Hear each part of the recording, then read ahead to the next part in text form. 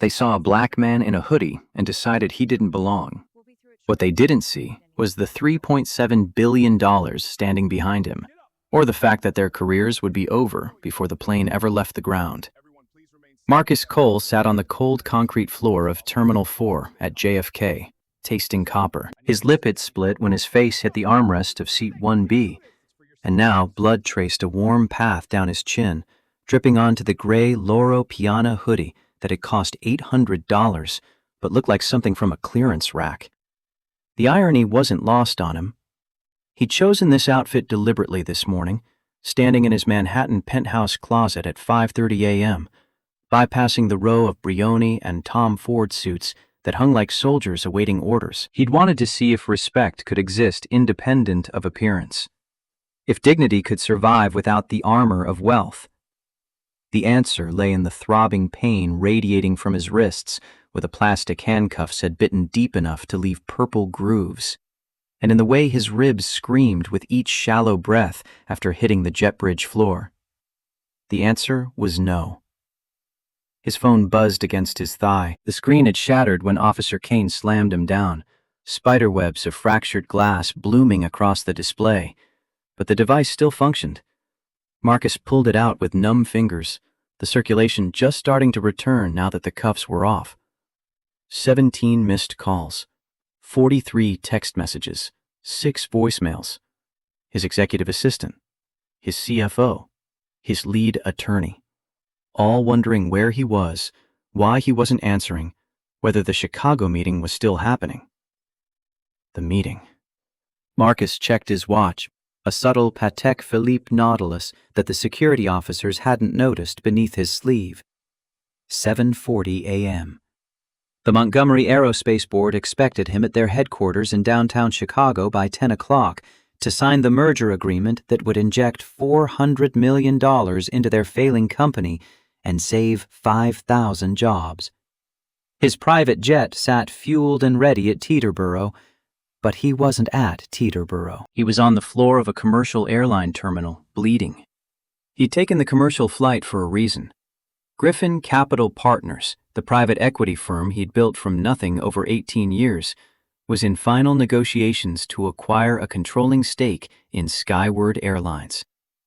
Part of due diligence meant experiencing the product firsthand, seeing how the company treated its customers when they didn't know a potential owner was watching. Marcus had flown Skyward twice before, always in first class, always in a suit.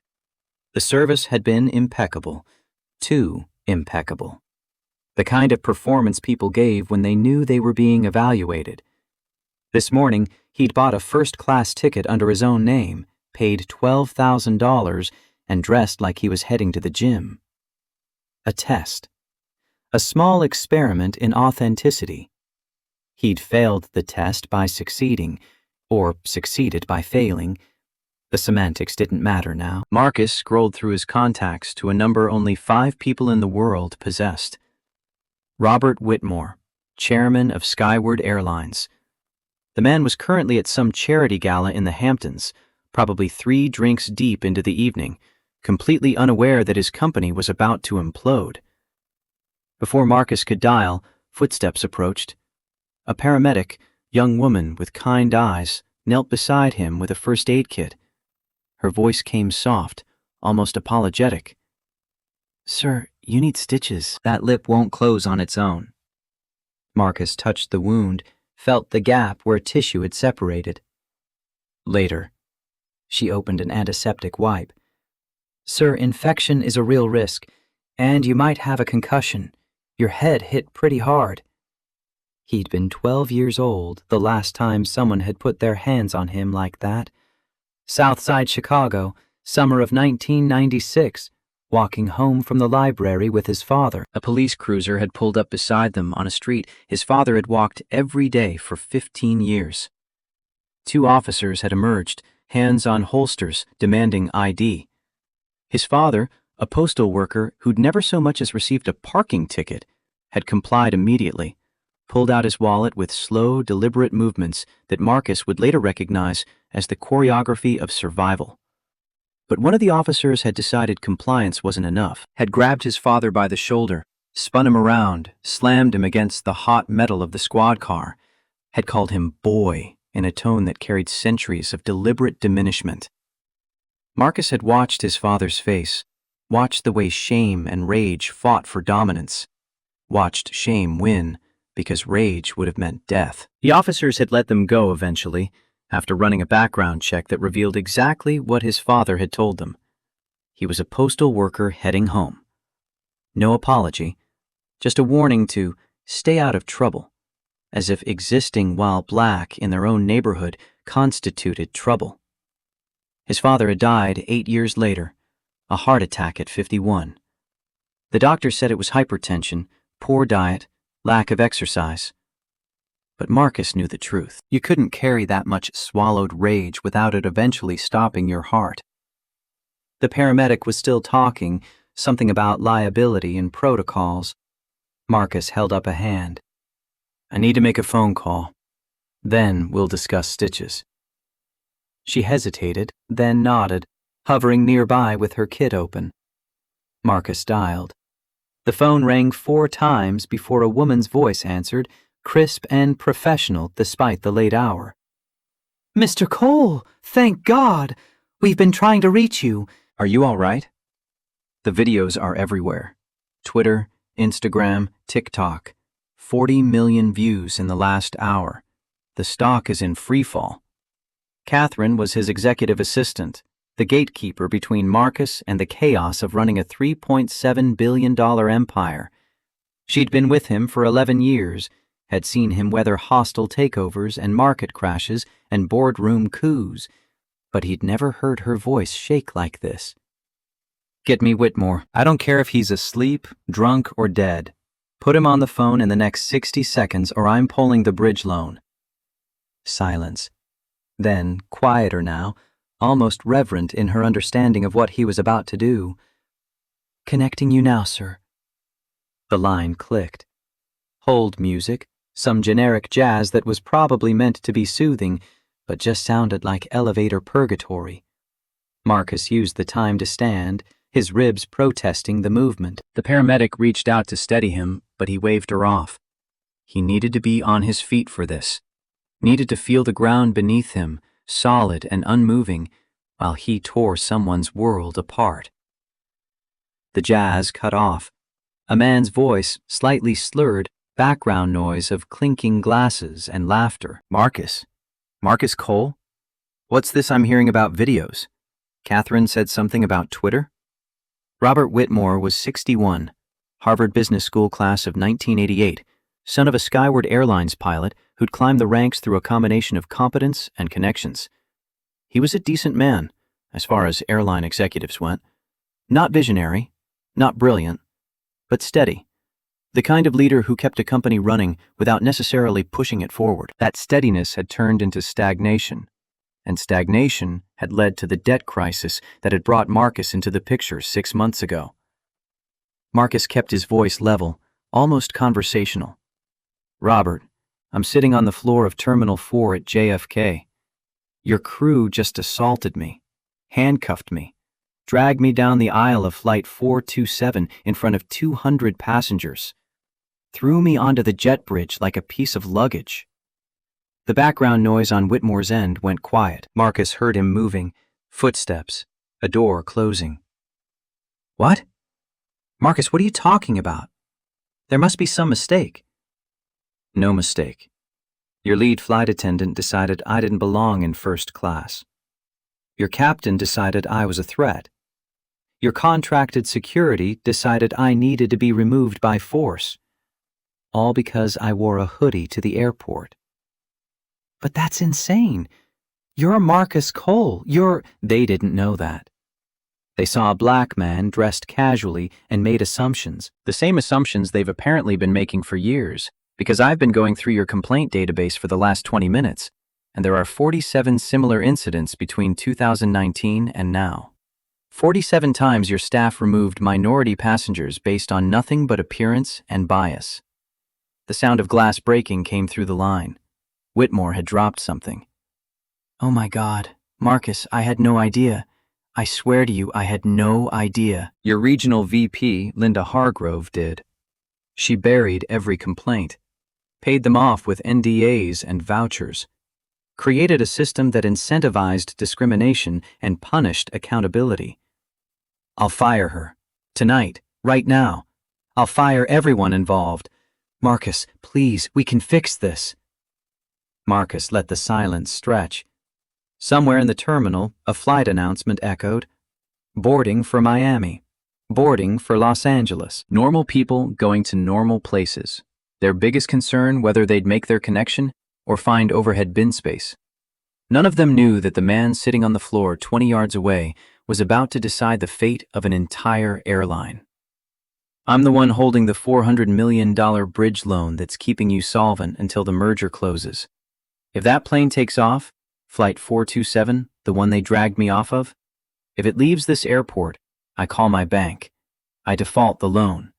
Skyward Airlines ceases to exist by morning. Marcus, please. Please don't do this. 5,000 jobs, families, pensions. You'd be destroying... I didn't destroy anything. Your people did that when they put their hands on me. When they called me boy and told me I belonged on Greyhound. I'm just deciding whether to save you from the consequences. What do you need? Anything. Anything you want. Marcus looked down at the blood on his hoodie, at the torn fabric where it had bunched around his neck when they dragged him. He thought about his father against that police car, about every time he'd been followed in a store, stopped by security, asked for extra ID, told he didn't look like a CEO. Every moment of his 42 years that had taught him the same lesson. Your humanity is conditional, your dignity negotiable, your existence always subject to someone else's approval. Not anymore. Turn the plane around. Whitmore's voice cracked. What? Flight 427 is currently taxiing to the runway. You have authority to override the captain. Call him now. Code Red Alpha. Bring that plane back to the gate. Marcus, there are 200 passengers. The FAA, the logistics, You have 55 seconds left before I make the call to my bank. 54. 53. Okay, I'm doing it. I'm calling the tower right now. Just wait. The line went quiet again, but didn't disconnect.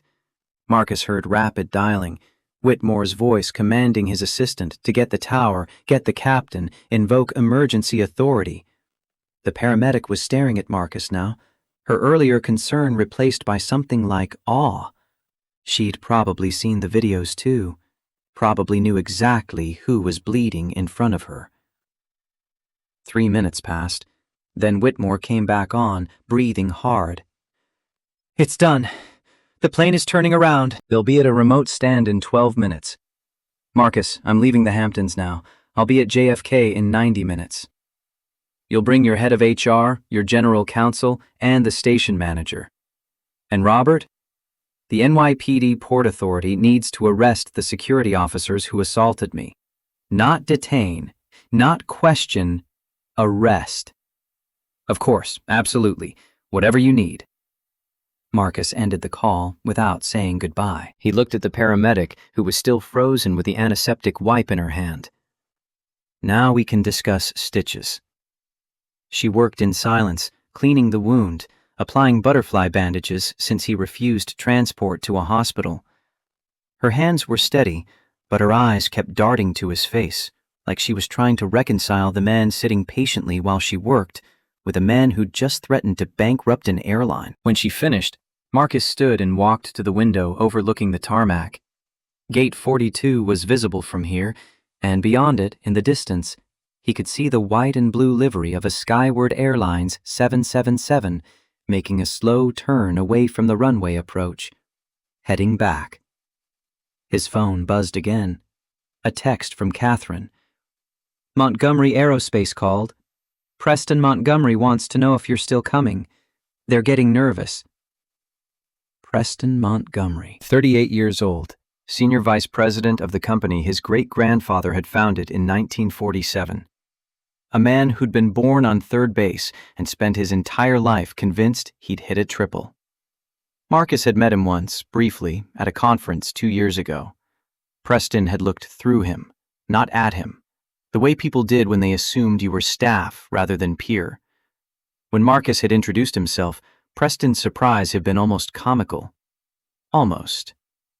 Preston was on flight 427, had demanded Marcus's seat, had celebrated with champagne while Marcus bled.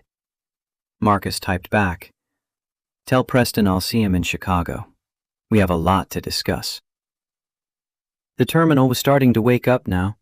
Morning rush, business travelers in suits with roller bags, families with crying children, elderly couples moving slowly through the crowds. Normal people living normal lives. Marcus envied them for a moment, the simplicity of their concerns. Then he remembered his father on that car hood, and the envy evaporated. A commotion near the gate drew his attention. Station manager Henderson had arrived, a man in his 50s with sweat already staining his collar, despite the terminal's aggressive air conditioning. Behind him came 2 NYPD Port Authority officers, and behind them, a woman in an expensive suit carrying a leather briefcase. The lawyers had arrived.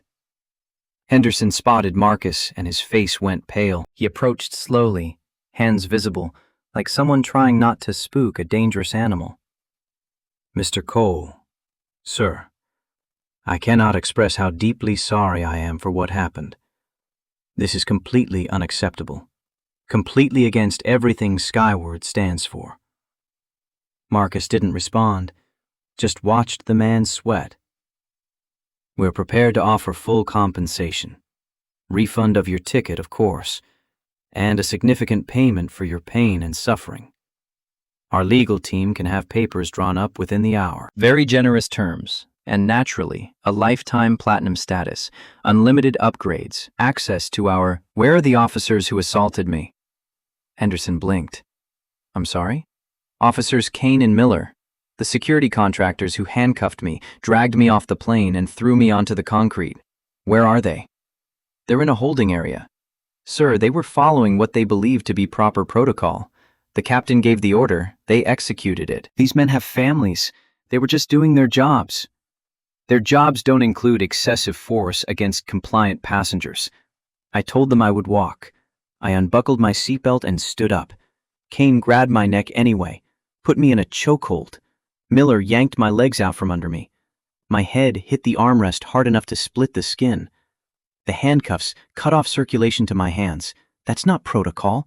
That's assault." The lawyer stepped forward, a woman in her 40s with sharp eyes and a sharper suit. "Mr. Cole, I'm Jennifer Reeves, Skyward's general counsel. We're prepared to handle this matter quietly and quickly.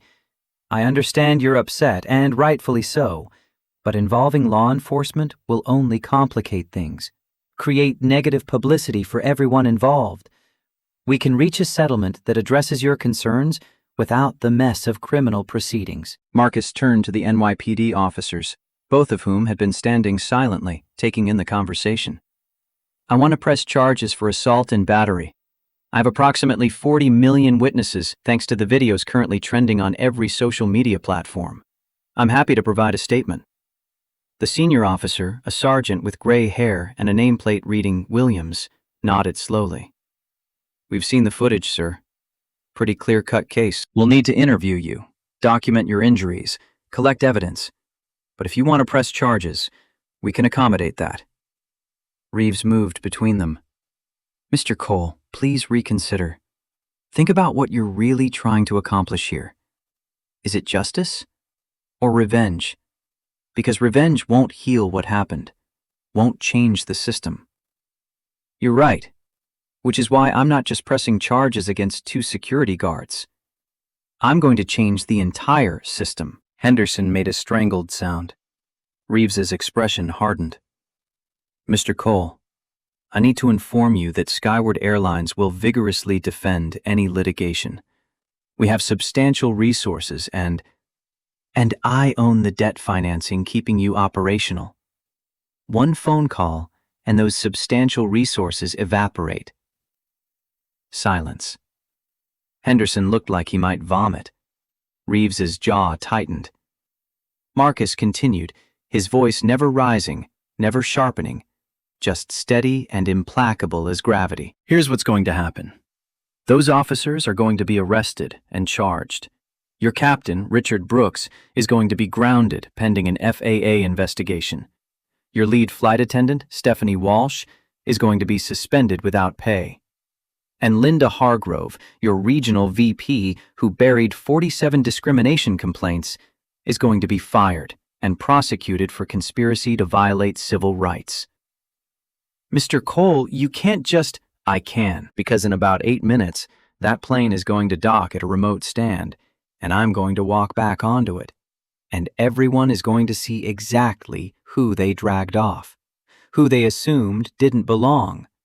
And then we're going to have a very public conversation about systematic racism in the airline industry.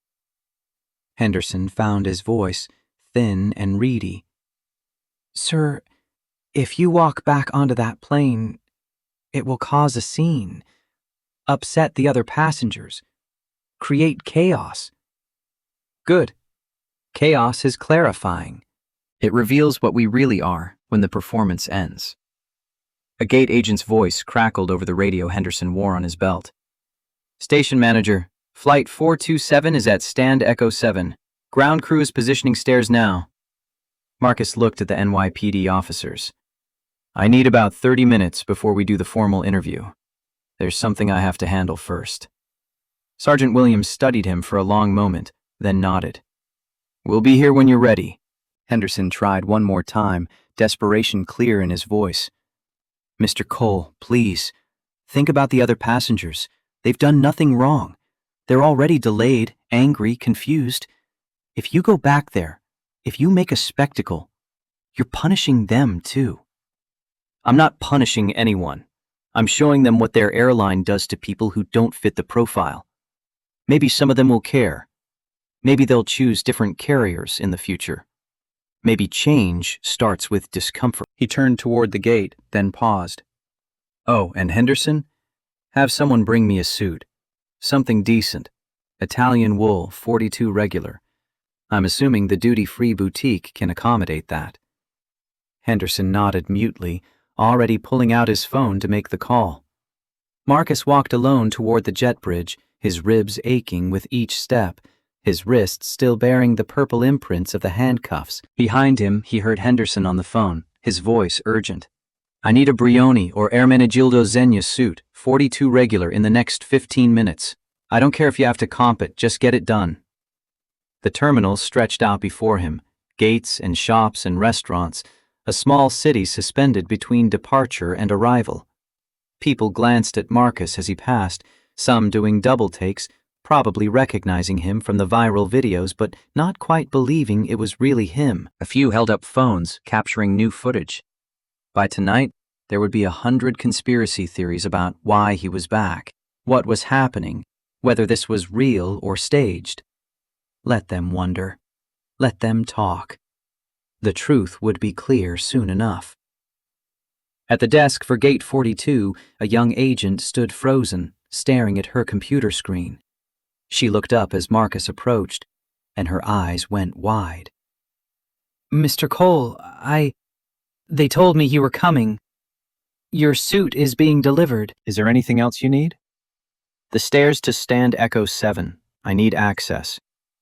She grabbed a radio, spoke quickly to ground crew, then gestured toward a door marked Authorized Personnel Only. They're ready for you, sir. Marcus pushed through the door, down a service corridor that smelled like jet fuel and floor cleaner, then out onto the tarmac. The morning air hit him, cool and sharp, carrying the roar of distant engines. Stand Echo 7 was 200 yards away, the skyward 777 gleaming white in the early light, mobile stairs positioned against the forward door. A ground crew supervisor approached, holding a garment bag. Your suit, Mr. Cole. And there's a lavatory in the crew facility if you need to change. Marcus took the bag. Thank you. 5 minutes later, he emerged transformed. The hoodie and joggers were gone, replaced by a charcoal Brioni suit that fit like it had been tailored for him. Crisp white shirt, no tie. He wasn't trying to look corporate, just powerful. The bandage on his lip remained, a small reminder of what had happened, visible proof that this wasn't theater. He walked toward the plane, each step measured, his mind already 3 moves ahead. Preston Montgomery was up there, probably confused, possibly scared.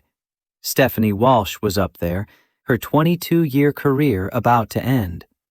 Captain Brooks was up there, his pilot's license about to be revoked, and 200 passengers were up there, about to learn something about the man they'd watched being dragged away. The stairs rattled slightly under his weight.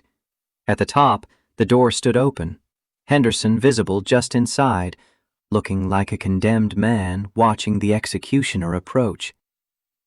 "Mr. Cole, the passengers are seated. Captain Brooks is in the cockpit. Ms. Walsh is in the galley. I've briefed them that you're coming back aboard." Marcus stepped into the cabin and the temperature seemed to drop 10 degrees. Every head turned. Every conversation stopped. Someone gasped. Someone else whispered, "Oh my God, that's him." The first-class cabin was a tableau of frozen guilt. Preston Montgomery sat in seat 1A, still wearing his Brioni suit, but the arrogance had drained from his face. His wife, no, assistant, Marcus corrected himself, Jennifer something, sat across the aisle in 1C, her expression unreadable. 3 rows back, a young woman held up a phone, camera pointed directly at Marcus. Rebecca Taylor, the travel vlogger who'd been filming since the beginning. Her live stream counter showed 500,000 people watching. Good. Let them watch.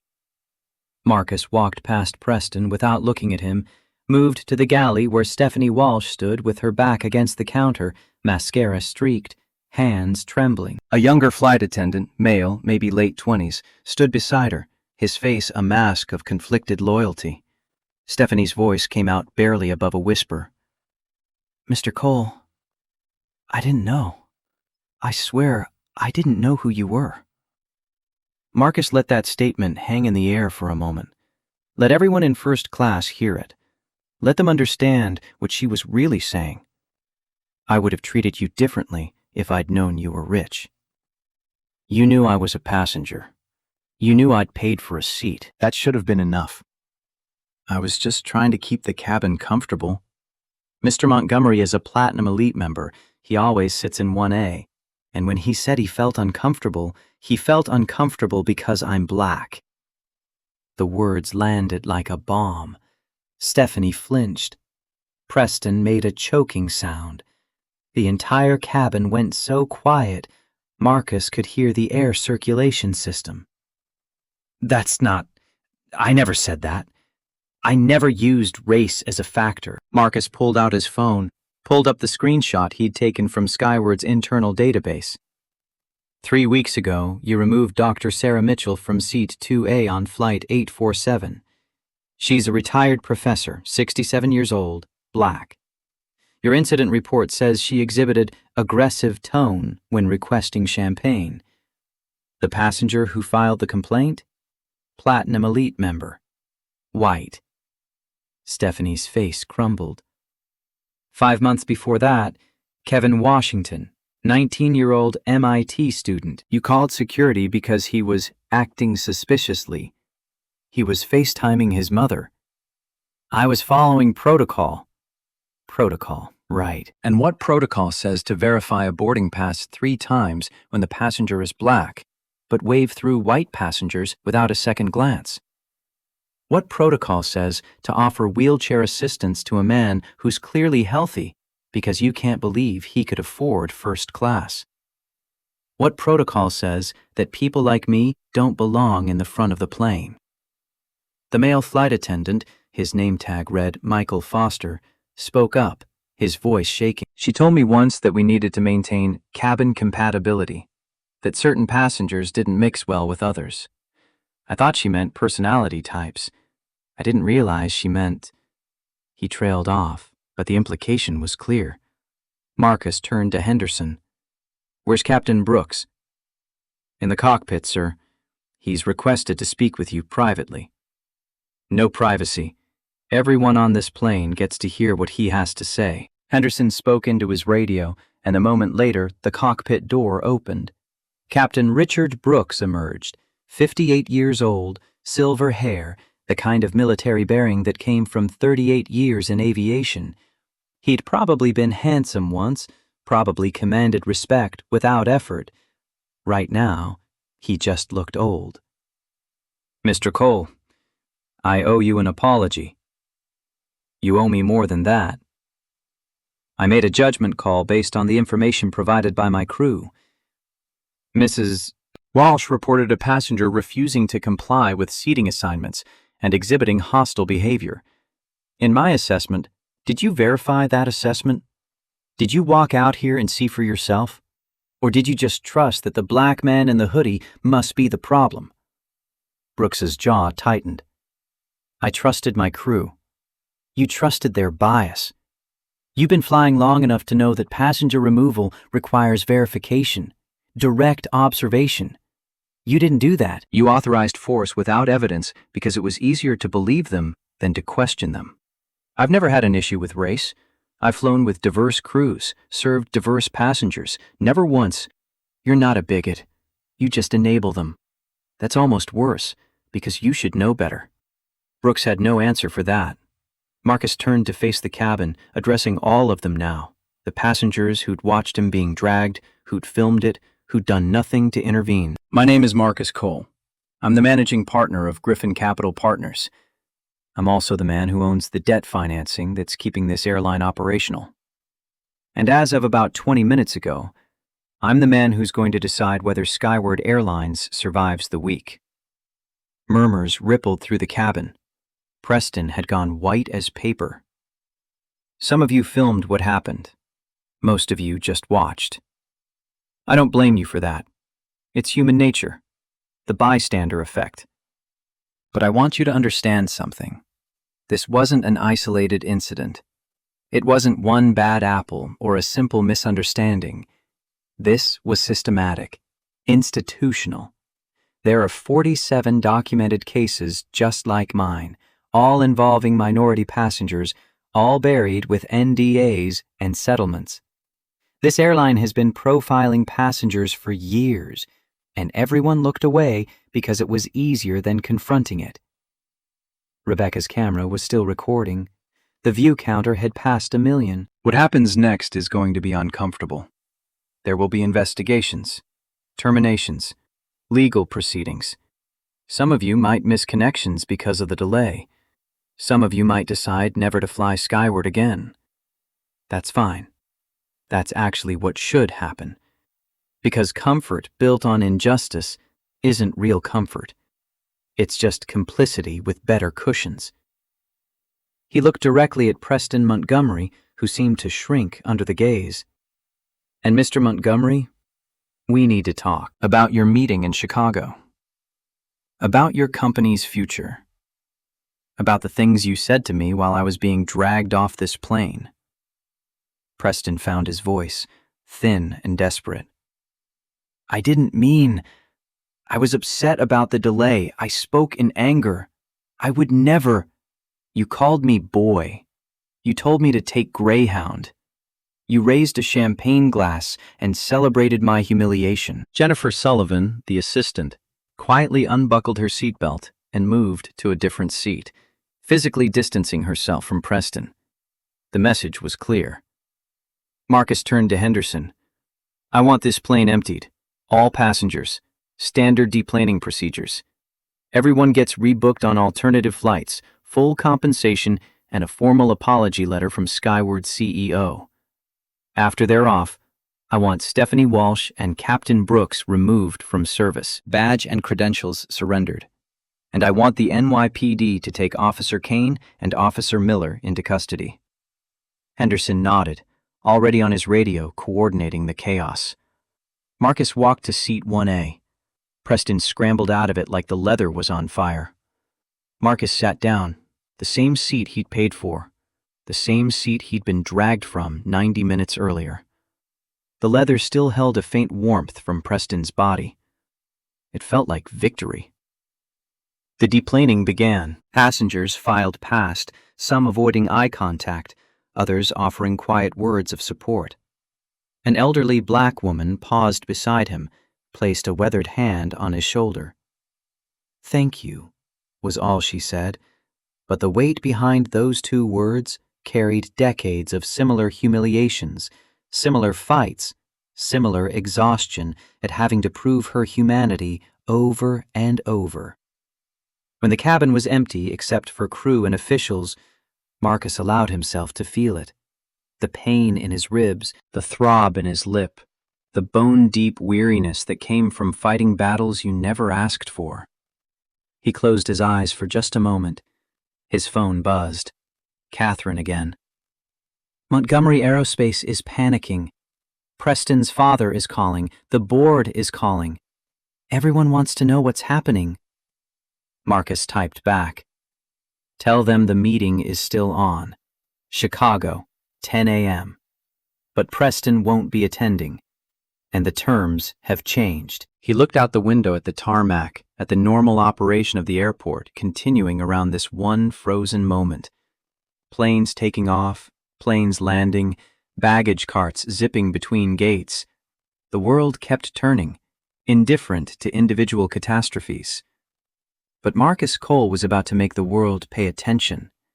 The flight from New York to Chicago should have taken 2 hours and 17 minutes. Marcus made it in 93 minutes aboard his Gulfstream G650, the plane that had been waiting at Teterboro while he'd sat bleeding on terminal concrete. His pilot, a former Air Force captain named Sarah Chen, had filed an expedited flight plan the moment Catherine called, and they were airborne 12 minutes after Marcus arrived at the private terminal. He changed in the plane's aft cabin, trading the Brioni suit for something even sharper. A navy Tom Ford three-piece with subtle pinstripes that cost more than most people's monthly mortgage. The bandage on his lip remained, but he'd had the jet's medical kit restocked with proper supplies. No stitches yet. He wanted Preston Montgomery and the Montgomery Aerospace Board to see exactly what their senior vice president had celebrated.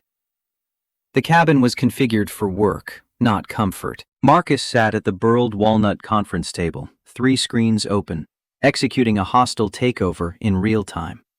On the left monitor, Skyward Airline's complete financial records, accessed through his majority debt position. Middle screen, Montgomery Aerospace's quarterly filings, credit agreements, and supplier contracts. Right screen, a live feed of social media where the videos from Flight 427 had metastasized into a global reckoning. Catherine's voice came through the cabin speakers. She was back at the Manhattan office, coordinating what was quickly becoming the most complex simultaneous corporate action Griffin Capital had ever attempted. Bloomberg just published, "Skyward Airlines faces existential crisis after viral assault video. Stocks down 41% in pre-market trading. 3 board members have resigned in the last hour. Robert Whitmore is reportedly locked in an emergency session with what's left of the directors." Marcus pulled up the Bloomberg terminal, watched the stock price crater in real time. Each downward tick represented millions in market capitalization evaporating, pension funds losing value, institutional investors running for the exits. What about Montgomery? Total chaos. Preston's father, William Montgomery, is on a plane from Palm Beach. Should land at O'Hare 20 minutes after you. The board convened an emergency meeting for 9 a.m. They've moved it to 8:30 now. I think they're going to try to make decisions before you arrive. Let them. Better to clean house all at once. He pulled up the Montgomery Aerospace file. The company was hemorrhaging cash, had been for 3 years. They'd bet big on a new composite material for aircraft fuselage construction, a gamble that would have paid off spectacularly if the FAA hadn't discovered stress fracture issues during certification testing. Now they were sitting on $200 million in sunk R&D costs, outstanding orders being canceled, and a credit line that was about to be called by 3 separate banks. Griffin Capital's proposed investment, $400 million in exchange for 49% equity and operational control, had been their lifeline. The only thing standing between Montgomery Aerospace and Chapter 11 bankruptcy. Past tense. had been their lifeline. Marcus opened a new document, began typing. Revised term sheet, Montgomery Aerospace Acquisition. The terms were no longer a partnership. They were a surrender. His phone rang. Unknown number, but the area code was Chicago. He answered. Mr. Cole, this is Arthur Wellington. I'm the chairman of Montgomery Aerospace's board of directors. 70 years old, Marcus remembered from the due diligence files. Former CEO of a defense contractor, brought in 5 years ago to provide adult supervision after William Montgomery's retirement. A steady hand that had become an exhausted one. I assume you're calling about Preston? Wellington's sigh carried decades of boardroom disappointments. I've seen the videos. All of them. The initial incident, the confrontation when you returned to the plane, the social media commentary. Mr. Cole, I want you to know that Preston Montgomery does not represent the values of this company or this board. He represents the culture that produced him, the assumption that he could treat people as obstacles to be removed, the entitlement that comes from never facing consequences. You're right, and I take responsibility for not seeing it sooner. Preston has been difficult. We've had complaints from staff, nothing that rose to the level of termination, but a pattern of behavior that should have concerned us more than it did. Marcus watched Lake Michigan appear through the window, the Chicago skyline rising beyond it. The city of his childhood, transformed by money and power into something that would have been unrecognizable to the 12-year-old boy who'd watched his father be humiliated by police. What are you proposing, Mr. Wellington? We'd like to proceed with the investment on the original terms, with the addition that Preston Montgomery is removed from all operational roles, effective immediately. He'll retain his equity stake as a family member, but no board seat, no management authority, no contact with staff. Not good enough. Silence on the line. Then, carefully measured, what would be good enough? Total termination. 0 equity, 0 severance, permanent ban from holding any executive position in the aerospace industry. And I want it in writing, signed by him and the board, before I land in Chicago in 17 minutes. Mr. Cole, Preston is William's son. The family has controlled this company for 3 generations. What you're asking is exactly what you'd demand if you'd assaulted someone at a company event, if he'd created this level of liability through any other action. The only difference is that his victim had enough power to fight back. Don't mistake my wealth for an obligation to accept less than justice. Wellington was quiet for a long moment. Marcus heard papers rustling, voices in the background, a door closing. If we agree to these terms, will you honor the original investment structure? $400 million for 49% equity. No. New terms. $400 million for 70% equity and full operational control. You get to keep the company alive and the Montgomery name on the building. I get to rebuild it from the ground up with leadership that understands the difference between excellence and entitlement. 70% is... Mr. Cole, that's not an investment, that's an acquisition. Correct. You have until I land to accept. Otherwise, I'll wait 3 months for your bankruptcy filing and buy the assets for $50 million in liquidation court. He ended the call without waiting for an answer. Catherine came back on the cabin speakers. Robert Whitmore is calling, line 2. Marcus switched over. Whitmore sounded like he'd aged a decade in the 3 hours since their last conversation. Marcus, the board has accepted your terms. Full operational control. I'm stepping down as chairman, effective immediately. The position is yours. And the others? Walsh, Brooks, Kane, Hargrove? Stephanie Walsh was terminated an hour ago. Union initially objected, but when we showed them the pattern of complaints and the internal emails from Hargrove, they withdrew support. Captain Brooks is grounded pending FAA investigation. His license will almost certainly be revoked. Linda Hargrove has already been contacted by the FBI.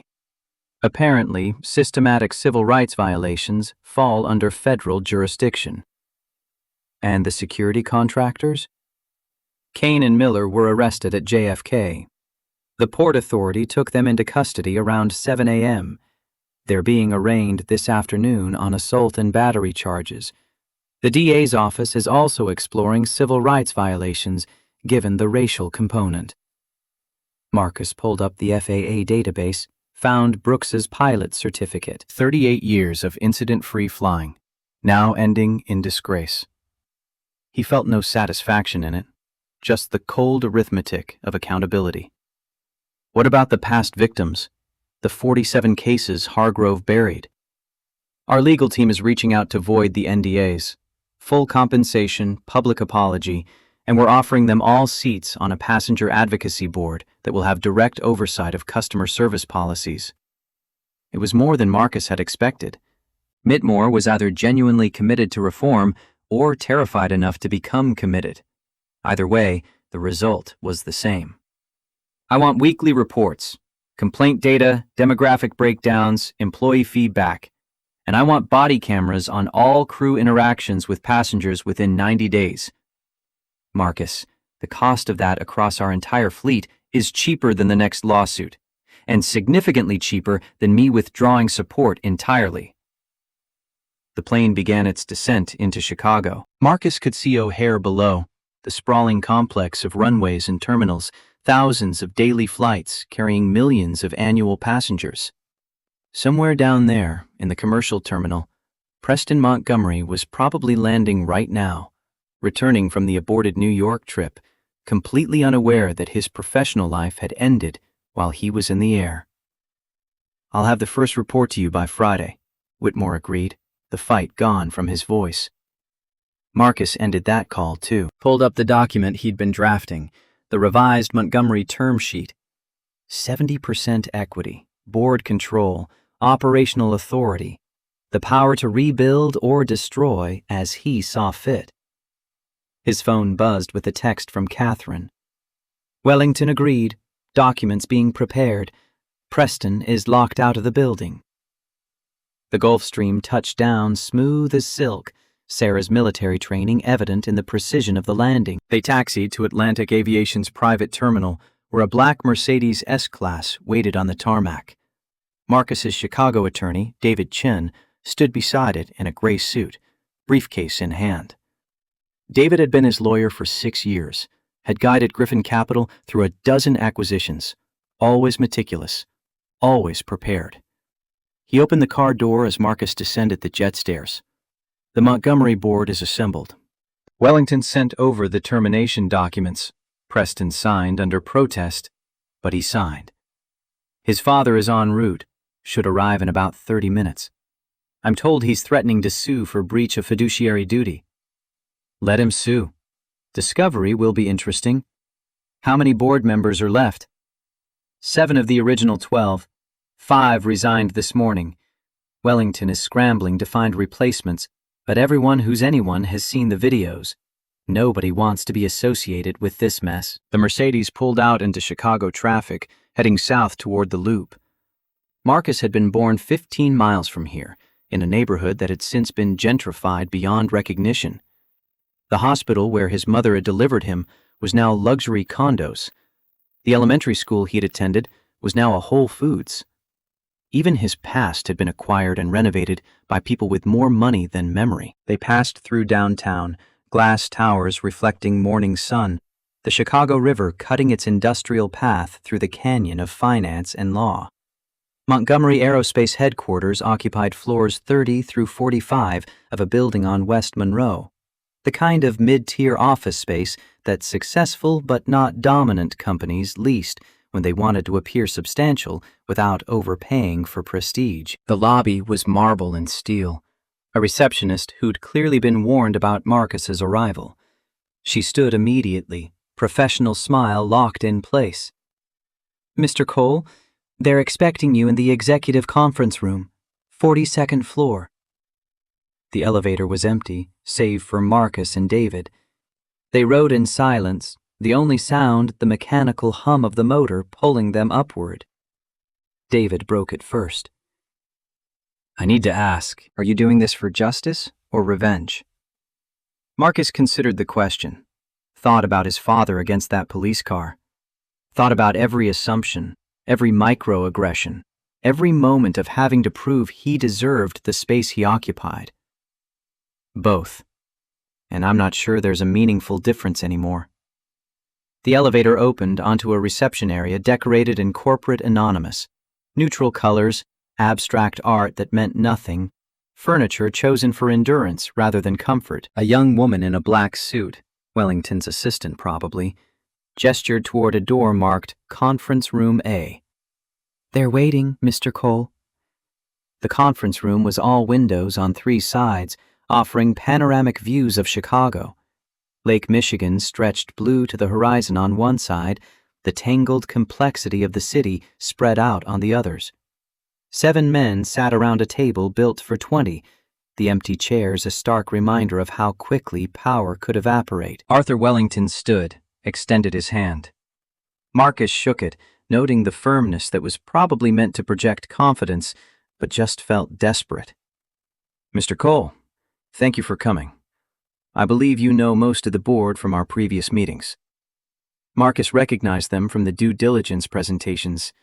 Thomas Harper, former CFO of Boeing's commercial division. Robert Lee, supply chain expert who'd built 3 startups. Margaret Owens, the only woman, former FAA deputy administrator. The others were financial types, private equity and venture capital veterans who've been brought in to provide funding connections that had ultimately failed. Everyone looked exhausted, the kind of bone-deep weariness that came from watching something you'd invested years in circling the drain. Wellington gestured to a chair at the head of the table. Marcus remained standing. "Before we begin, I want to be clear about something. I'm not here to negotiate. The terms I presented are final. 70% equity, full operational control, complete authority over hiring and termination decisions. In exchange, $400 million in immediate capital injection and access to Griffin Capital's network for future funding rounds."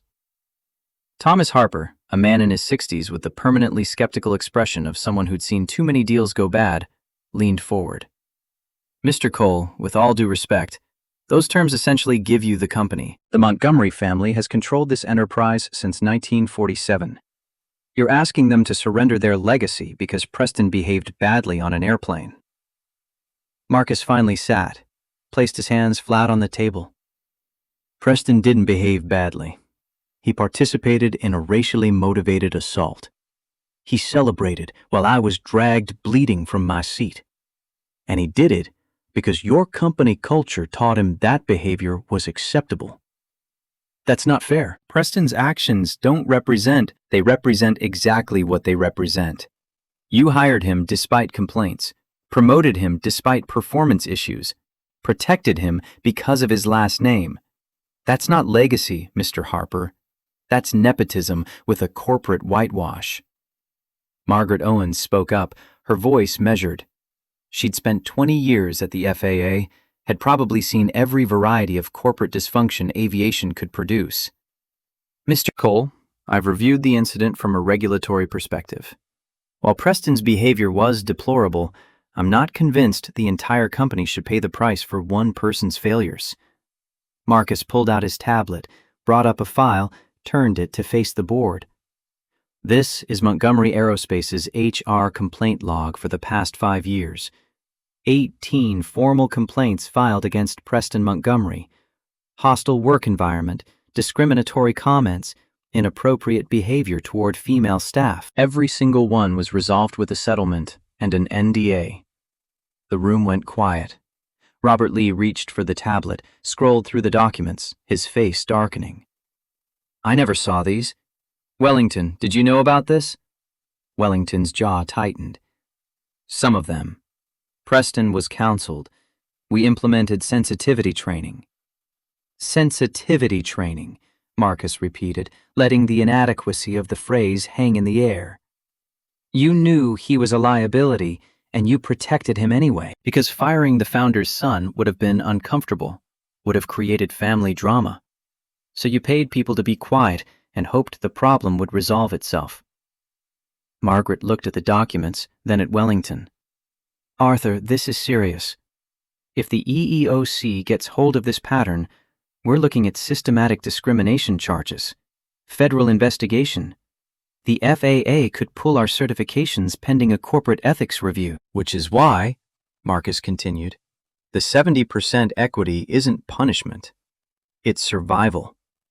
I'm offering you a chance to rebuild with credibility, with leadership that understands accountability.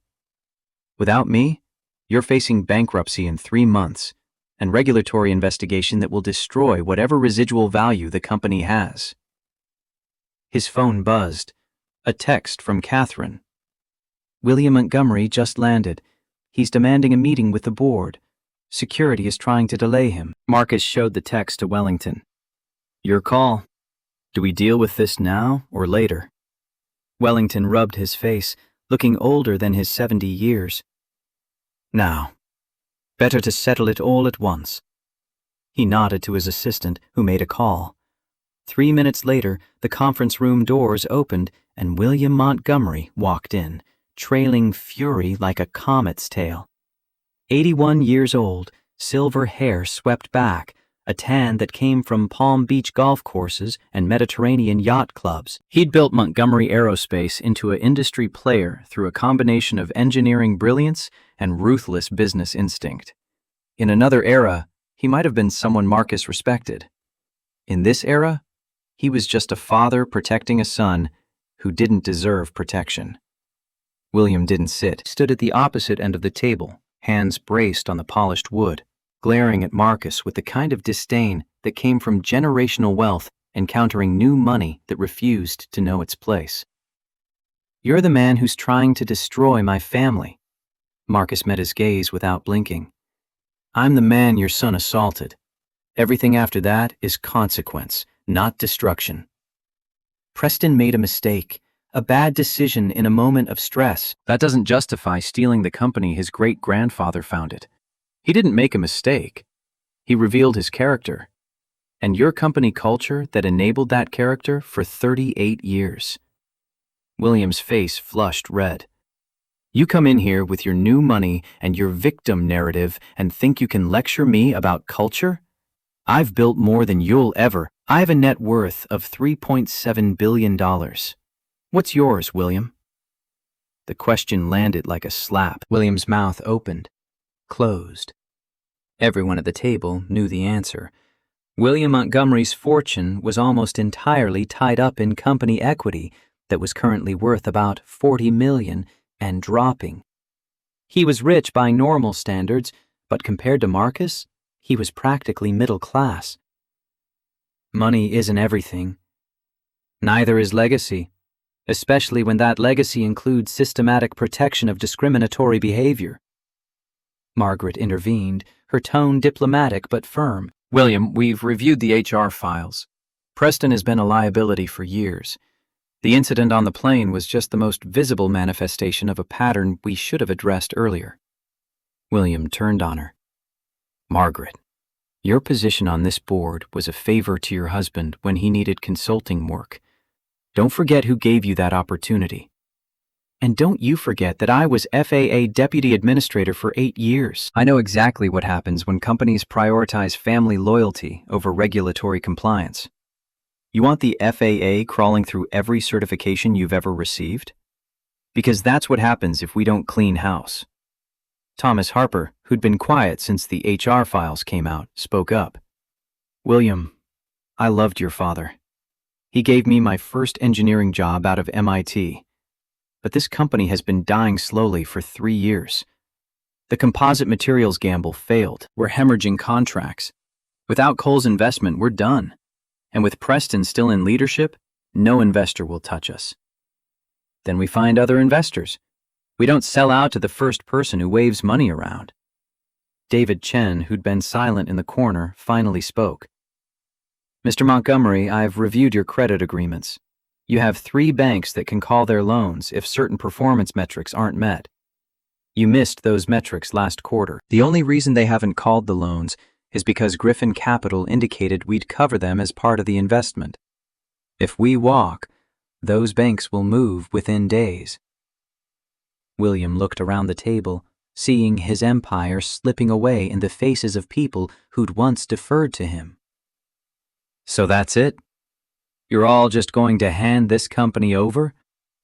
Wellington stood, squared his shoulders. William, I'm going to say this as someone who's known you for 40 years and considers you a friend.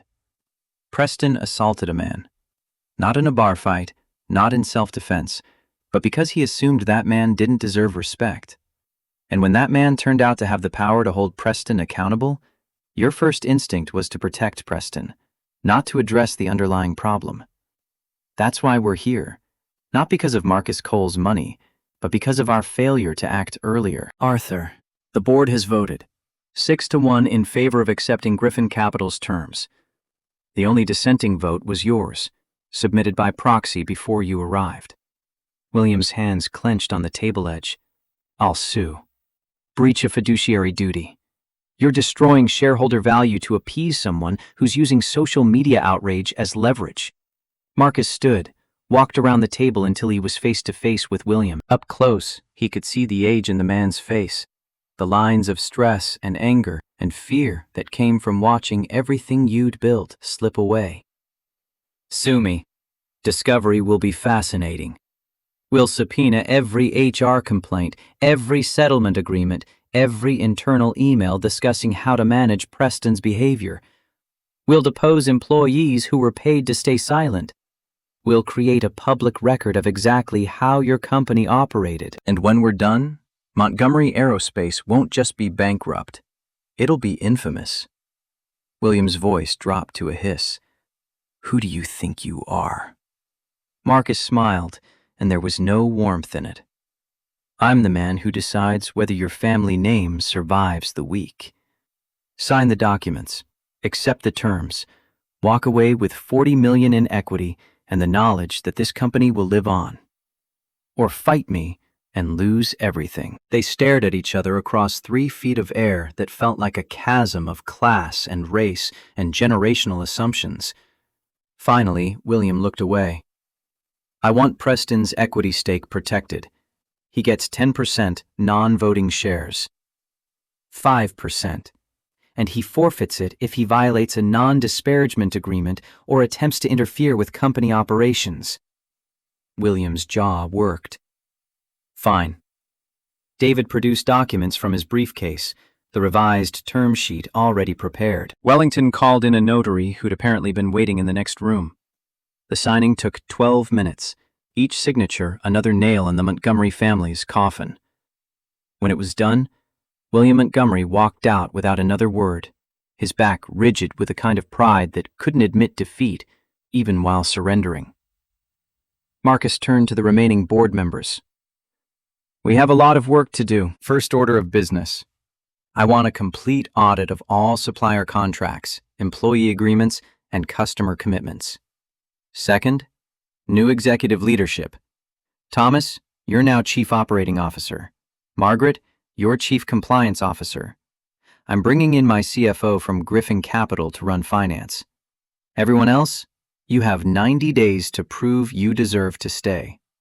Thomas nodded slowly. What about the composite materials program? Do we kill it or try to salvage it? We fix the stress fracture issues, hire the best materials engineers in the country, partner with university research programs, do whatever it takes. The technology is sound, the execution was rushed. We have capital now. We can afford to do it right. Margaret pulled up a calendar on her tablet. The FAA certification review is scheduled for 6 months from now. If we can demonstrate the fixes and improved testing protocols, we might be able to salvage the approvals. Make it happen. I want weekly progress reports. The meeting continued for another hour, diving into the operational details of a company Marcus now controlled. When it finally ended, he walked to the windows overlooking Lake Michigan, watching the sun climb higher over water that had been there long before any of them and would remain long after they were gone. David appeared beside him. Hell of a morning. It's not over. I still have to deal with the criminal cases against Kane and Miller, the civil suits from the past victims, the FAA investigation into Brooks, the federal charges against Hargrove. And Preston? What happens to him? Marcus thought about that. Preston Montgomery, who'd grown up in Palm Beach mansions and private schools, who'd never been told no without a lawyer getting involved, who'd assumed the world would always bend to accommodate him. Where did men like that go when the world finally stopped bending? Preston gets to live with who he is. No more protection, no more second chances. He'll find work somewhere, probably trading on the family name until that runs out of value. Maybe he'll learn something. Probably he won't. Either way, it's not my problem anymore. His phone rang. Catherine again. The arraignment for Kane and Miller's in 2 hours. The DA wants you there. They're offering a plea deal. 6 months suspended sentence in exchange for guilty pleas. They want to know if you'll accept it.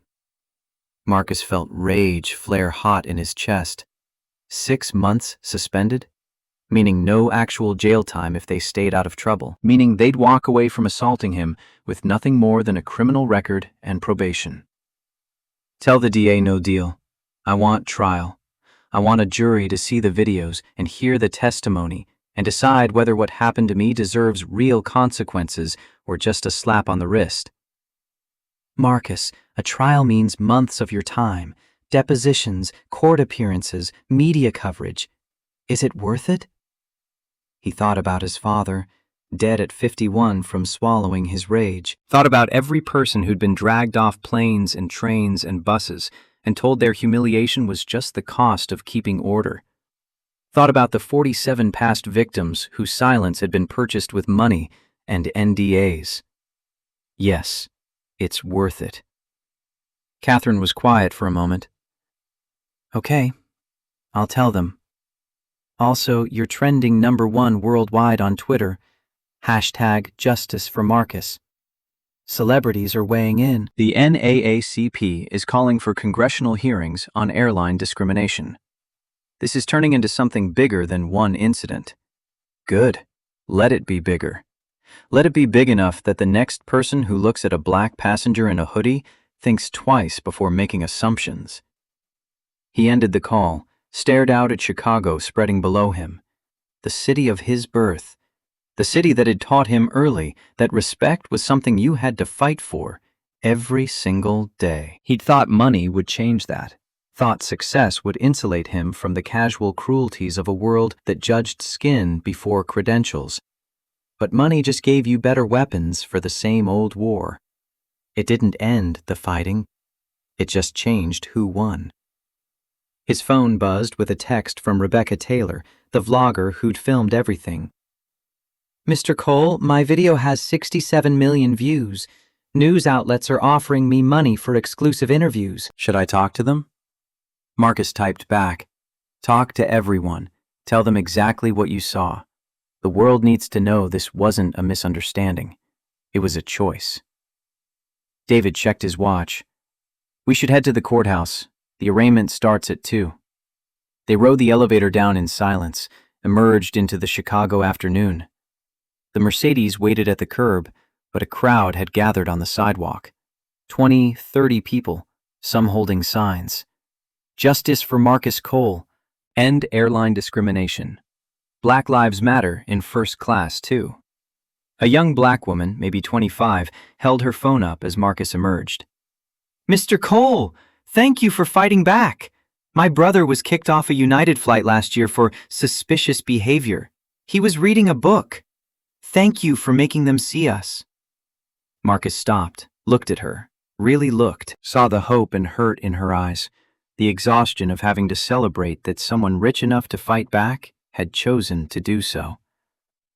What's your brother's name? David. David Washington. Tell him to call my office. We're organizing a class action against all the major carriers. Pattern and practice discrimination. Your brother's story matters. Her eyes filled with tears. She nodded, unable to speak. The Mercedes pulled away from the curb, heading north toward the federal courthouse. Marcus watched the city slide past the tinted windows, thinking about all the David Washingtons out there, all the people who'd been removed and silenced and told their dignity was less important than someone else's comfort. He couldn't save them all, couldn't fix a system built on assumptions that ran deeper than law or policy. But he could make it expensive to keep running that system, could make it cost careers and companies and reputations, could make them afraid. The courthouse loomed ahead, limestone and granite, the words "equal justice under law" carved above the entrance. Marcus had never believed those words, not really. Justice wasn't equal when some people could afford lawyers and others couldn't, when some people got second chances and others got handcuffs. But maybe he could make it a little more expensive to maintain the inequality. Maybe that was enough. David's voice broke his thoughts. "You ready for this?" Marcus touched the bandage on his lip, felt the ache in his ribs. "I've been ready for this my whole life." The federal courthouse in Chicago's Loop District had witnessed a century of justice delayed and occasionally delivered. Marcus walked through metal detectors that treated everyone equally. Billionaire and indigent alike had to empty their pockets, remove their belts, submit to the wand.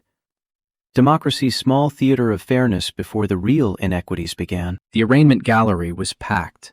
Marcus recognized faces from the videos. Passengers from Flight 427, news reporters with notebooks and recording devices, civil rights activists who'd flown in from 6 different cities. Rebecca Taylor sat in the 3rd row, camera on her lap, live stream running. The view counter showed 200,000 people watching. Officer Derek Kane and Officer Ryan Miller sat at the defense table in civilian clothes, looking smaller than they had in tactical vests. Their attorney, a public defender named Gerald Hastings, who looked young enough to be fresh from law school, shuffled papers with a defeated air of someone playing a losing hand. The prosecution table held Assistant U.S. Attorney Maria Vance, 43, decorated prosecutor who'd built a career on civil rights cases. She stood as Marcus entered, offered her hand. "Mr. Cole, thank you for being here. The defendants are pushing hard for the plea deal. 6 months suspended, probation, no jail time." Marcus shook his head. "No deals." "I need to be clear about what trial means. Months of preparation, cross-examination that will try to paint you as the aggressor. Defense will bring up every parking ticket, every business dispute, anything to make the jury question your credibility." "Let them try." Maria studied him for a moment, then nodded. "Okay, but I need something from you. I'm filing under federal civil rights statutes, not just state assault charges. That means we're arguing this wasn't just 2 security guards being rough. It was racially motivated deprivation of rights. I need you to be willing to talk about race explicitly, to say the words that make white juries uncomfortable." Marcus thought about his father's face against that police car, about 28 years of code switching and strategic silence, of choosing battles carefully because fighting every one would leave him exhausted and unemployable. "I'll say whatever needs to be said." The bailiff called the court to order. Judge Patricia Brennan took the bench, 62 years old, appointed by Obama, with a reputation for fairness that cut both ways. She reviewed the charges with the efficiency of someone who'd done this 10,000 times. United States versus Derek Kane and Ryan Miller. Charges of assault and battery. Violation of civil rights under 18 U.S.C. Section 242. How did the defendants plead? Hastings stood. "Your Honor, we'd like to request a continuance to discuss a potential plea arrangement with the government." Maria rose immediately. "The government opposes. We've offered a plea agreement. The defendants rejected it. The victim has made clear he wants to proceed to trial. We're ready to move forward." Judge Brennan looked at Marcus. "Mr. Cole, you're the complainant in this matter. The court wants to ensure you understand what you're undertaking. A trial means significant time commitment, public testimony about a traumatic event, and no guarantee of conviction. The plea offer would guarantee guilty pleas, probation, and permanent criminal records for both defendants. That's not nothing." Marcus stood. "Your Honor, with respect, I didn't fly on a commercial airline so I could be assaulted and then accept the minimum possible consequence. These men put their hands on me when I was complying. They handcuffed me so tight I lost circulation. They dragged me in front of 200 people and threw me onto concrete. If that only merits probation, What message does it send to every other security officer who sees a black man and assumes threat? The gallery erupted in applause. Judge Brennan gavelled them quiet, but Marcus saw something shift in her expression. Respect, maybe. Or just recognition that this wasn't going away quietly. The motion for continuance is denied. Trial is set for 90 days from today. Defendants are released on their own recognizance pending trial. Next case. Outside the courthouse, media swarmed. Marcus had Catherine coordinate a brief statement delivered on the courthouse steps with Lake Michigan wind whipping his tie. Today we took the first step toward accountability. But one trial isn't enough.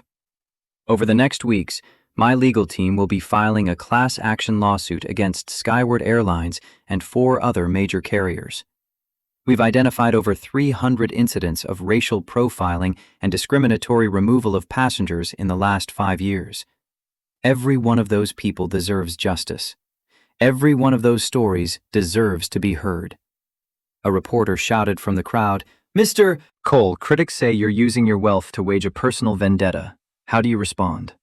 Marcus looked directly into the camera. If seeking consequences for assault is a vendetta, then yes, I'm guilty. But I'd ask those critics, when wealthy white people sue for discrimination, do we call it vendetta? Or do we call it justice? The only difference here is that I have enough money to fight back. That shouldn't be a requirement for dignity. The statement went viral before he reached the car. Catherine texted updates as they drove back to O'Hare. CNN running it live. MSNBC has a panel discussing systemic airline discrimination. Fox News is calling you divisive. You've officially entered the culture war. Marcus didn't care about the culture war. He cared about the 47 victims whose cases Linda Hargrove had buried. About the 300 more his investigators had uncovered through data analysis and complaint mining. About every person who'd been told to accept humiliation as the price of transportation. The Gulfstream lifted off from Chicago at 4:47 p.m., banking east over the lake before turning toward New York. Marcus had a board meeting at Skyward headquarters tomorrow morning, his first as chairman and CEO. Robert Whitmore had cleaned out his office that afternoon, sent a resignation letter that was equal parts apology and relief. David sat across the cabin, reviewing documents. The Skyward audit came back. It's worse than we thought. Hargrove didn't just bury complaints, she created a quota system. Flight attendants who reported fewer problematic passengers got better performance reviews. She was literally incentivizing discrimination. Marcus felt his jaw tighten. How many people knew? At least a dozen managers, maybe more. The emails show a coordinated effort to minimize complaints, pay settlements quickly, and avoid any documentation that could establish a pattern. Fire them all. Every single person who participated. Marcus, that's half the middle management structure. The airline will be chaos for months. Better chaos than corruption. I don't rebuild companies by keeping the people who broke them. He pulled up the complaint database on his tablet, started reading individual cases. Sarah Mitchell, the retired professor, dragged from business class because a white passenger said her tone was aggressive. Kevin Washington, the MIT student, handcuffed for FaceTiming his mother. Angela Brown, the surgeon, downgraded from first class to economy because of a computer error that somehow only affected her ticket. Each case was documented in clinical language designed to minimize what had actually happened. Passenger removed for non-compliance. Security assistance requested due to escalating situation. Corporate euphemisms that translated to, we treated them like criminals for existing while black. His phone rang. Unknown number, but with a 404 area code, Atlanta. He answered. Mr. Cole, this is Dr. Sarah Mitchell. I hope it's all right that I'm calling. Mr. Whitmore's office gave me your number. The retired professor, 67 years old, removed from a plane 5 years ago, paid $18,000 to stay silent. Dr. Mitchell, I'm glad you called. I was planning to reach out. Her voice carried the precise diction of someone who'd spent decades lecturing college students. I watched what happened to you. Watched you walk back onto that plane in your suit and demand accountability. I've been teaching African American history for 40 years, Mr. Cole. I've seen a lot of fights for dignity, but I've never seen someone with the resources to fight the way you're fighting. I'm just doing what should have been done the first time they did it to you. That's exactly my point. When it happened to me, I took the money, signed the NDA, told myself it wasn't worth the stress of fighting. I was exhausted from a lifetime of smaller battles. But watching you refuse to accept their terms, it reminded me that sometimes the fight matters more than the settlement. Marcus heard something in her voice. Not quite shame, but regret. The weight of compromise that had seemed reasonable at the time, but felt like defeat in retrospect. Dr. Mitchell, I'm organizing that class action I mentioned. 300 plaintiffs so far, all with stories like yours. I'd like you to be the named plaintiff, your name on the case, your story front and center. Silence on the line. Then, quietly, I'm 67 years old. I'm tired. I'm not sure I have another fight in me. Then let me fight for you. All I need is your story, your testimony. The fight itself, the lawyers, the depositions, the media, I'll handle all of that. Another pause. Marcus could hear her breathing, could imagine her weighing decades of exhaustion against this one chance to be heard. All right. Yes. Let's do it. They talked for another 20 minutes, Marcus taking notes on the details of her case, the specific words the flight attendant had used, the way other passengers had stared as she was removed. When the call ended, he added her name to the growing spreadsheet of plaintiffs.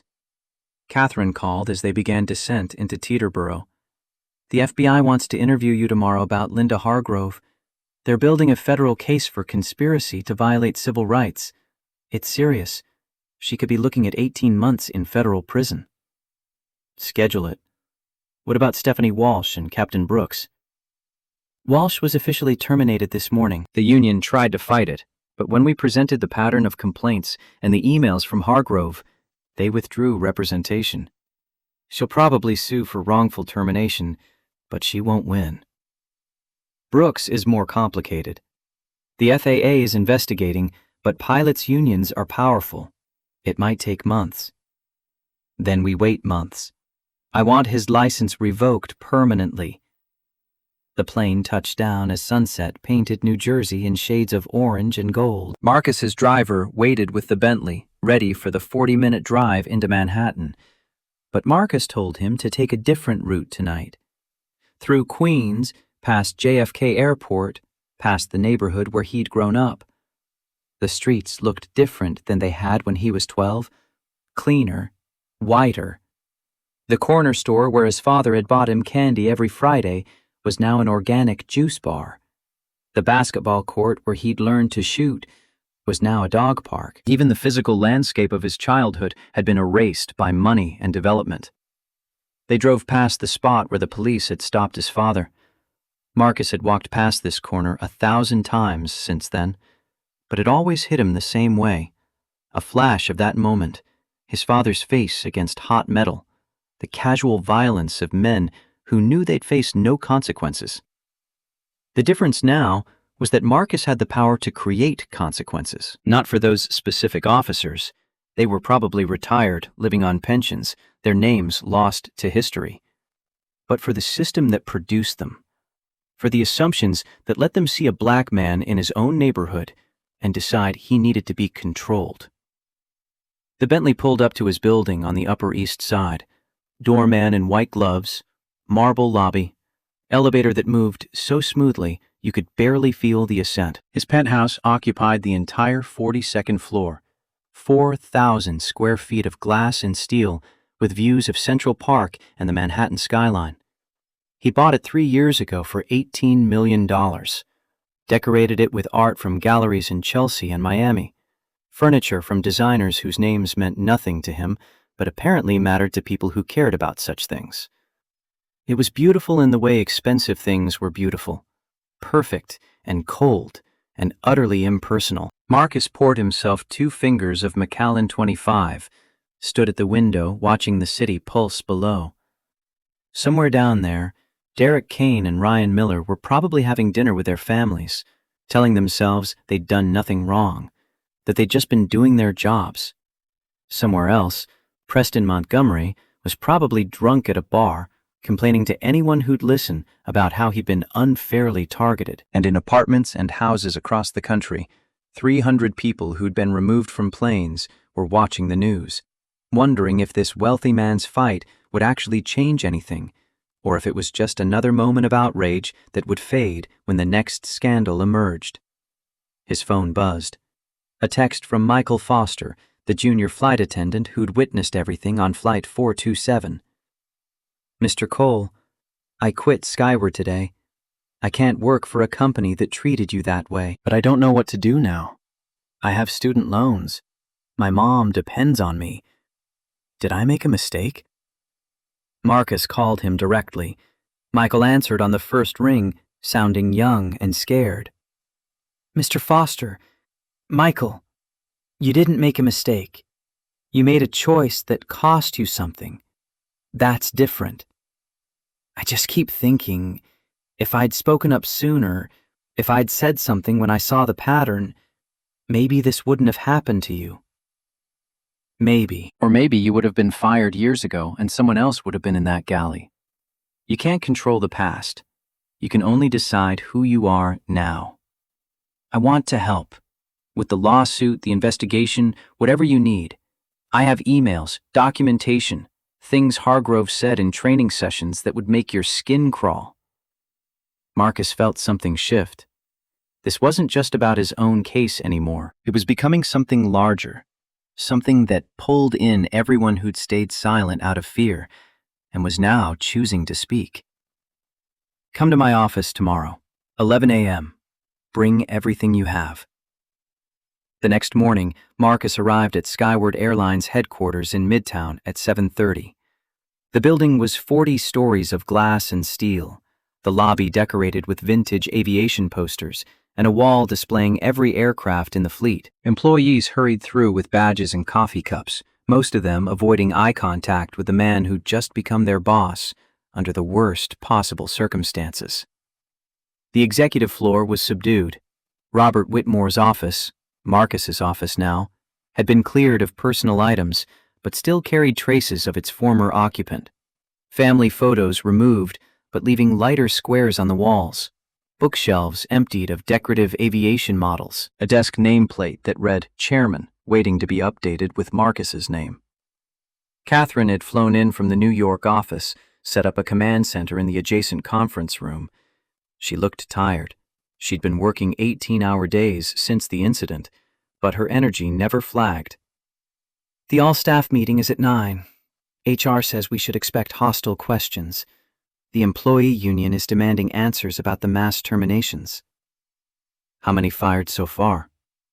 14 managers, 6 in customer service, 4 in operations, 3 in HR, and Linda Hargrove.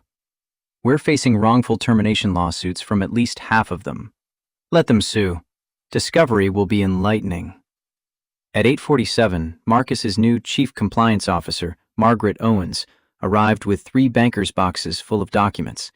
She'd spent the last 2 days in the records room, pulling every complaint file, every settlement agreement, every piece of paper that documented the systemic rot. It's worse than David described.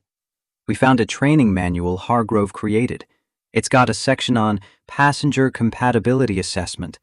Teaches flight attendants to look for warning signs of problematic passengers. The examples are all thinly coded language for racial profiling. She pulled out a page, showed Marcus. Warning sign. Passenger dressed inappropriately for cabin class. Translation.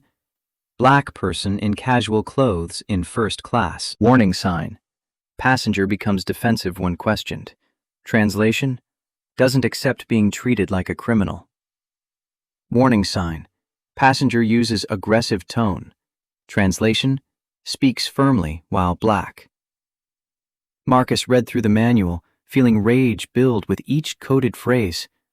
This wasn't unconscious bias. This was deliberate, systematic, documented discrimination with corporate branding. How many flight attendants were trained using this? Approximately 800. Every new hire since 2019, plus refresher courses for existing staff. I want every copy destroyed. I want a new training program designed by external civil rights experts, and I want every employee who went through this training to complete a mandatory anti-discrimination certification before they fly another shift. Margaret nodded, making notes. The union will fight the mandatory training. They'll say it implies guilt.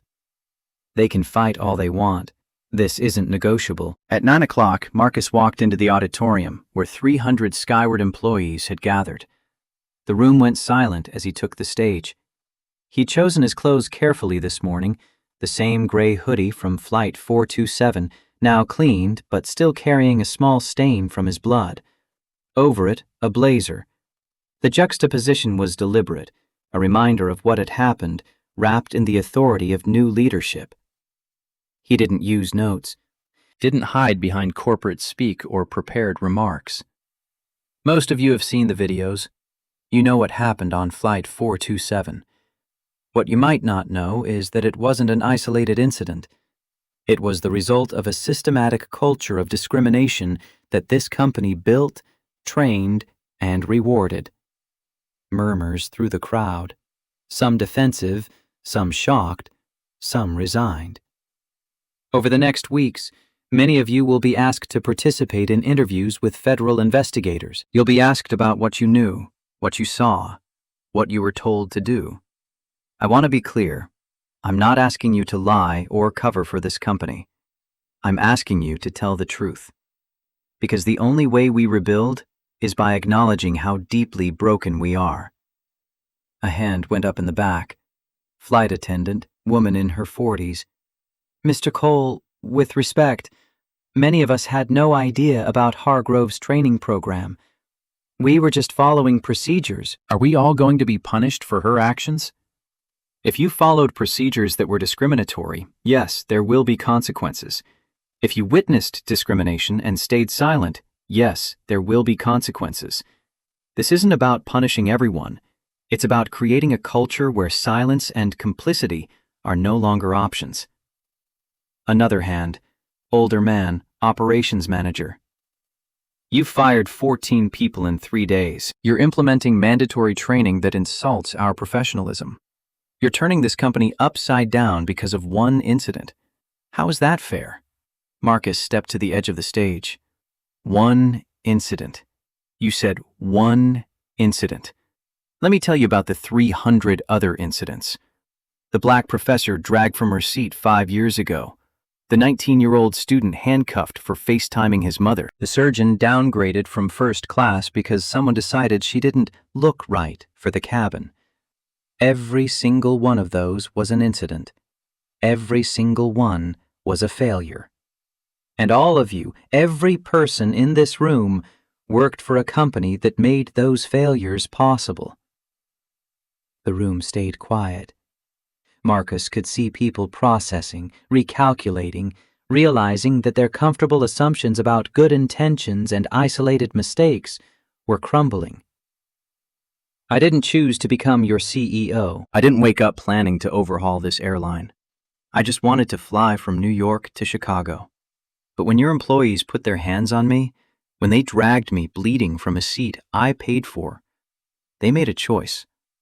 And now I'm making mine. We change everything, or we close everything. Those are the only options.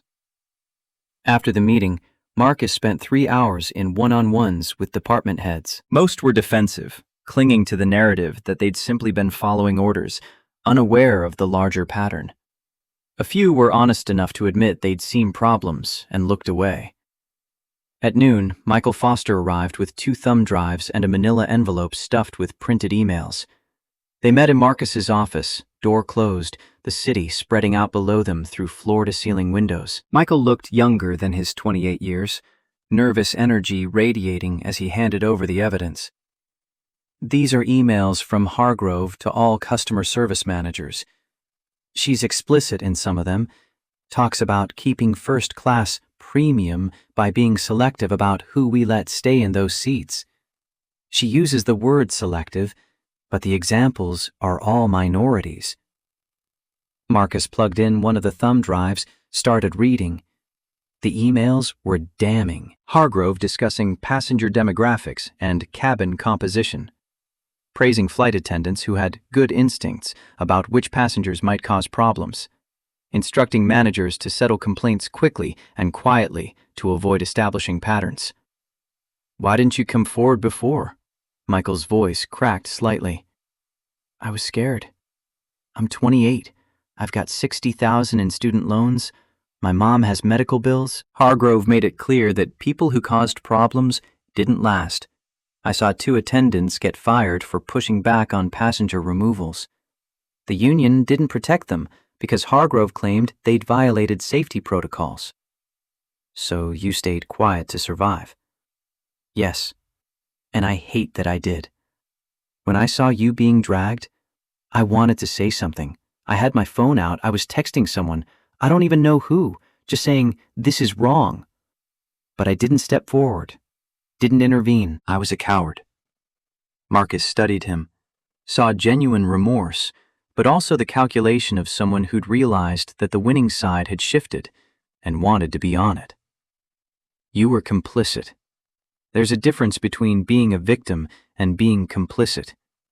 You weren't forced to work here. You chose to stay even after seeing the pattern." Michael nodded, tears forming. "I know. And I don't expect forgiveness. I just want to help fix it. Then testify in the criminal trials, in the civil suits, in front of Congress if it comes to that. Tell them everything you saw, everything you knew, everything you were too scared to say before. That's how you help." "I will. Whatever you need." Marcus handed him a business card. "My head of HR is hiring for a new passenger advocacy department. Flight attendants who understand the problems from the inside. Interested?" Michael looked at the card, then at Marcus, surprise evident. "You'd hire me? After what I just told you?" "I'd hire you because of what you just told me. People who pretend they've always been on the right side are useless to me. People who admit they weren't and want to change, those are the ones who actually understand what we're fighting." That afternoon, Marcus flew to Washington, D.C. for a meeting with the Department of Transportation. The Secretary, Thomas Way, had requested a briefing on the Skyward incident and its implications for industry-wide regulation. The DOT headquarters was bureaucratic gray, conference rooms that looked identical, officials who spoke in careful language designed to avoid commitment. Way was 53, former airline executive himself, politically appointed but competent enough to survive 2 administrations. "Mr. Cole, we're deeply troubled by what happened to you and by the patterns your investigation has uncovered. The question is whether this is a Skyward problem or an industry problem." Marcus pulled out the data his team had compiled. In the last 5 years, there have been 1,287 passenger removals from commercial flights. Of those, 68% involved minorities. Black passengers are removed at 4 times the rate of white passengers. Airlines classify most removals as security concerns or non-compliance, but when you examine the actual incident reports, the vast majority involve subjective judgments about behavior or demeanor. Way reviewed the charts. This is damning, but it's also circumstantial. Airlines could argue that the higher removal rates reflect actual behavioral differences. They could argue that, and juries can decide whether they believe flight attendants across 6 different carriers all independently developed the same racial bias, or whether there's a systematic problem with how the industry trains and incentivizes its employees. Way leaned back. "What are you proposing?" "Federal regulation requiring airlines to report passenger removal data with demographic breakdowns, independent audits of training materials, civil rights compliance officers with real authority, and criminal penalties for executives who create, or tolerate discriminatory policies. That's aggressive. The airlines will fight it. They'll say it's regulatory overreach. Let them fight. I've got 300 plaintiffs ready to testify. I've got internal documents showing deliberate discrimination. I've got viral videos that have made this a national conversation. The airlines can either accept regulation or face litigation that will cost them billions. Wei was quiet for a moment, then nodded slowly. I'll take this to the secretary. No promises, but you've made a compelling case. Marcus flew back to New York that evening, watched the sun set over the Potomac as the plane climbed. Catherine called with updates. The FBI had raided Hargrove's home office, seized her computer and files. Stephanie Walsh had given an interview to a sympathetic reporter, claiming she was being scapegoated. Preston Montgomery had checked into a rehab facility in Arizona, his lawyer claiming stress-induced substance abuse. The pieces were moving. The machine of accountability was grinding forward. But Marcus felt the weight of it, the realization that this fight wouldn't end with a single trial or settlement. It would take years, decades maybe, a lifetime of pushing against systems designed to resist change. His father had died still pushing, still swallowing rage, still choosing silence over the exhaustion of constant battle. Marcus had chosen differently, had decided that exhaustion was preferable to compromise, that dignity demanded to be defended even when the cost was high. 2 years later, Marcus sat in seat 40C on a skyward flight from New York to Chicago. The airline had been rebuilt from foundation to finish. New leadership, new training, new policies enforced by independent auditors and federal oversight. Discrimination complaints were down 78%. Passenger satisfaction was up 41%. The stock had recovered to near its pre-scandal levels. He dressed casually again. Jeans, hoodie, sneakers, testing whether the changes were real or just performance. The gate agent had recognized him immediately, smiled warmly. Mr. Cole, we have you in 1A, but I see here you requested 40C? That's correct, and I'd like to upgrade the young man in the wheelchair to 1A. He'd noticed the kid at the gate. 16, maybe 17, black, nervous energy, obviously his first time flying first class based on how he kept checking his boarding pass like it might disappear. Scholarship student heading to a college interview probably. Same dream Marcus had carried at that age. The agent had processed the change without question. The flight attendant had welcomed the kid to 1A with the same warmth she'd shown the elderly white couple in 2AB. No extra scrutiny, no coded questions about whether he was really in the right seat. Marcus walked past first class, past the kid who was staring wide-eyed at the leather seats and the pre-departure champagne, and found his middle seat in economy. A crying baby 2 rows up, reclined seat in front of him, barely enough legroom. The young man appeared beside his seat 10 minutes into the flight, nervous but determined. Mr. Cole, I just wanted to say thank you for the seat and for everything else. My brother was kicked off a Delta flight 3 years ago. Watching what you did, it mattered. Marcus handed him a business card. What's your name? James. James Washington. James, when you finish college, call me. I'm always hiring people who understand that dignity isn't negotiable. James took the card with shaking hands, nodded, walked back to first class with his shoulders a little straighter. Marcus closed his eyes as the plane leveled off at cruising altitude. Thought about his father, gone 21 years now. Wondered what he'd think of this moment. His son wealthy beyond imagination, powerful enough to reshape industries, but still choosing the middle seat in economy because comfort without justice was just another kind of cage. The flight attendant paused beside him. Mr. Cole, can I get you anything? We'd be happy to move you to first class if... I'm exactly where I want to be. She smiled, understanding perhaps, or at least accept. Let me know if that changes. It wouldn't change. Because real power wasn't about taking the best seat. It was about making sure everyone had the right to sit where they'd paid to sit, to exist without explanation, To be treated as human without having to prove their worth first. The plane carried him west toward Chicago, toward whatever battles waited there, toward a future that still required fighting, but at least acknowledged the fight was necessary. His father would have been proud. Or maybe just relieved that his son had found a way to channel rage into something other than a heart attack at 51. Either way, Marcus thought, settling deeper into his cramped economy seat, it was worth it. Every uncomfortable flight, every hour in court, every press conference and congressional hearing and board meeting. Worth it to live in a world where dignity wasn't something you had to be rich enough to demand. Worth it to prove that sometimes the person they're dragging off the plane is the one who owns their future. Worth it.